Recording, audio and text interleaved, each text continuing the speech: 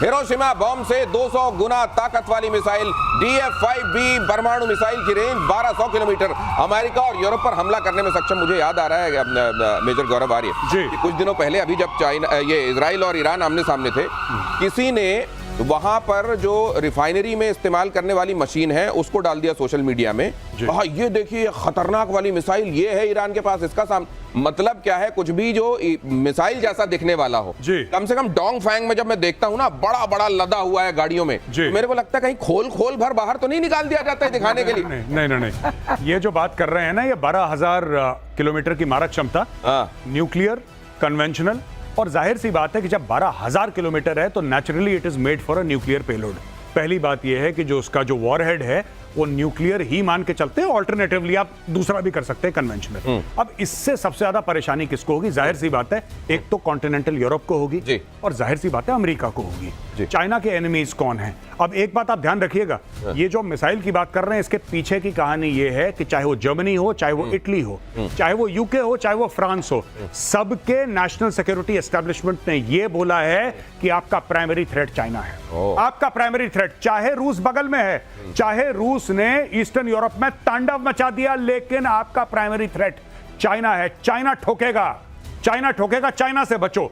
तो ये जो बीच में बात नहीं हुई थी कि नेटो, अभी कल की तो बात है कि नेटो ने बोला है कि साहब 5% ऑफ जीडीपी हम अपना बजट करेंगे, ये वही स्टोरी है। अच्छा, लेकिन एक बात बताइए जी, रशिया भी चाइना से मुझको लगता है ठीक है फिलहाल सर्कमस्टेंशियल फ्रेंडशिप जिसको कहते हैं जी, लेकिन मेरे को लगता है जिस तरीके से कहता है व्लादिवोस्तोक तो हमारा ही हिस्सा था, चाइना उसको भी नहीं छोड़ता। रशिया इस बात को समझता होगा। देखिए साहब, व्लादिवोस्तोक हमारा नहीं है, चाइना की जो चाइना ने साइबेरिया में लाखों एकड़ जमीन घेर ली है रशिया की और अपने किसानों को पट्टे पे दे दी, बोला बेटा यहाँ पे तुम गाजर मूली उगाओ। ये चाइना कर रहा है आज की तारीख में। थ्रेट पूरी दुनिया के लिए सबसे बड़ा चाइना, और उसके पास ये बड़ी बड़ी मिसाइलें ट्रकों में लाद कर उसका जो डिस्प्ले किया जाता है, इस डिस्प्ले को क्यों, ये दुनिया के सामने डिस्प्ले क्यों किया जाता है?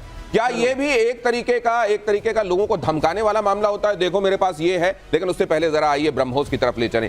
पाकिस्तान कांप रहा है इस नाम से, आप ब्रह्मोस कर दीजिए, नींद से चौंक के जाग जाते हैं, वो ये हाल है। ब्रह्मोस की तरफ ले चलता हूं आपको, इसकी खासियत जरा समझते हैं। मार्शल पीके श्रीवास्तव, ये ब्रह्मोस क्यों इतनी खास और खतरनाक है? देखिए, ब्रह्मोस खास और खतरनाक इसलिए है कि आप इसको पकड़ नहीं सकते हैं रडार पे। आपने उसका प्रत्यक्षम किम प्रमाणम अगर मैं बोलना चाहूं, उसका आपने हाल देख लिया, जैसा कि हमने उनके एयर बेसेस को नष्ट किया, सारे एयरफील्ड्स को जो चुने चुने टारगेट्स थे। और दूसरी चीज ये है कि क्रूज मिसाइल है, टेरेन हगिंग है, उसलिए नहीं पकड़ पाते हैं। अच्छा। और तीसरा ये है, इसमें अभी हमने जो मॉडर्न वर्जन्स बनाने शुरू किए हैं, उसमें हमने कंपोजिट मटेरियल यूज करना भी शुरू किया है जो रेडार को रिफ्लेक्ट नहीं करता है। तो और ये आपके एकदम करीब यही। और तीसरी बात, जब ये नीचे आता है मारने के लिए टारगेट को, तो फिर ये ऐसे एस बनाता है, और जिस स्पीड पर बना रहा है आप कुछ नहीं कर पाएंगे इसका। रेडार पकड़ ही नहीं पाएगा। पकड़ भी लिया है तो लॉक नहीं कर पाएंगे, तो डिस्ट्रॉय नहीं कर पाएंगे, आपको डिस्ट्रॉय। एक चीज बता दूं, ये मैं देख रहा था पाकिस्तानी सोशल मीडिया पे बहुत पहले, यहां से एक ब्रह्मोस फायर हुआ जो भारत ने बोला हमने गलती से कर दिया। वो पाकिस्तान के अंदर 3 मिनट उड़ा और मियां चन्नू एक जगह मियां चन्नू में जाके गिरा। तो पाकिस्तानी एनालिस्ट आपस में डिस्कस कर रहे हैं, कह रहे हैं यार ये मिसाइल आ गई, ये 3 मिनट भारत, ये हमारे एयर स्पेस में 3 मिनट हम कुछ कर नहीं पाए। तो कहता नहीं हमने करा। तो कह रहा क्या करा हमने? कह रहा मिसाइल आई, हमने बोला अस्सलाम वालेकुम सलाम, गिरी बगल में दम, कहानी खत्म। ये एक्चुअली पाकिस्तानी सोशल मीडिया पे डिस्कशन हो रहा था कि हमने सलाम पेश करा, मिसाइल ने सलाम पेश करा और मियां चन्नू में गिर गई, हम कुछ नहीं कर पाए। एक और बात है लेकर जो बात सामने आई थी वो ये कि गलती से चली गई थी उस तरफ। ये गलती कहते हैं कि हो नहीं सकती, वो टटोल लिया गया कि आप लोग एयर डिफेंस के मामले में कितने तैयार हैं। अगली खबर देख लीजिए, नया ब्रह्मास्त्र बनाने की तैयारी में डीआरडीओ K6 पनडुब्बी लॉन्च बैलिस्टिक मिसाइल बन रही है। एक पूर्व वैज्ञानिक ने किया बड़ा खुलासा, पूरे एशिया, यूरोप, अफ्रीका तक वार कर पाएगी ये कैप्टन श्याम। अब ये जरा ये बताइए ये क्या है?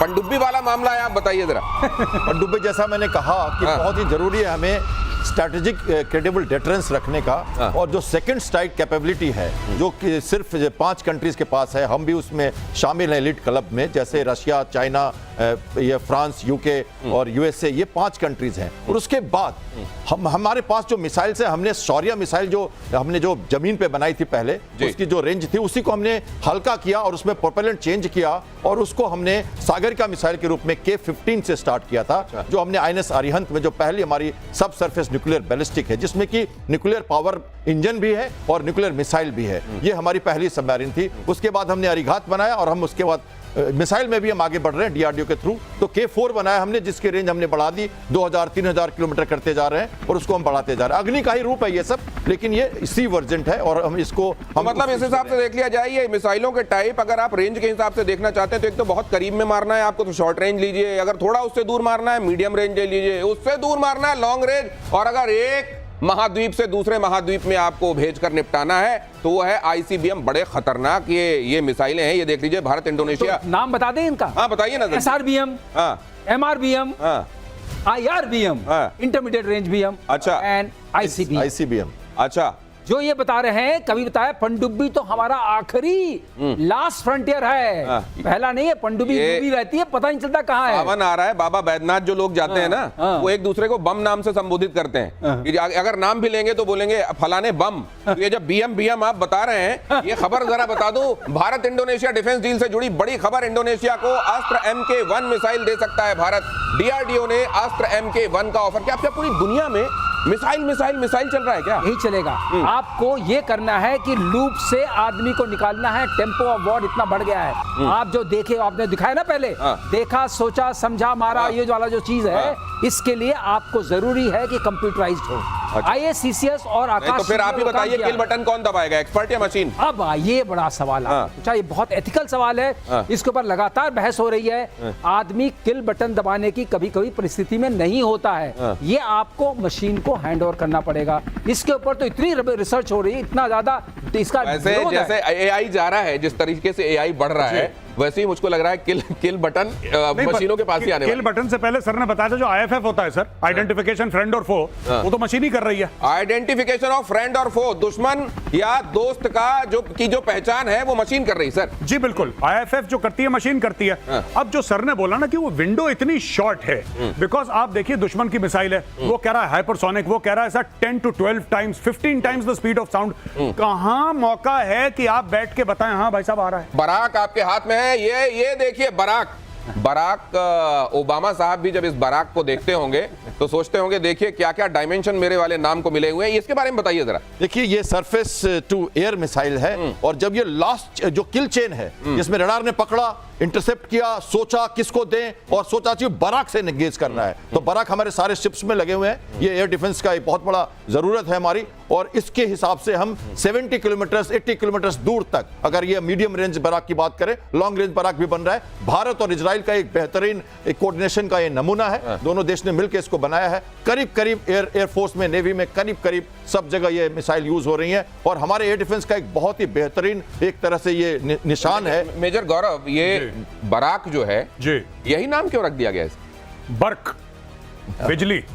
ओ अच्छा, बिजली की तरह कड़के जो और दुश्मन के ऊपर जाके गिरे। जी जी जी। ओ, अगली खबर देखिए कि भारत को जल्द मिलेगा एडवांस जासूसी विमान। दुश्मन की हर हरकत पर निगाह रखेंगे आई स्टार।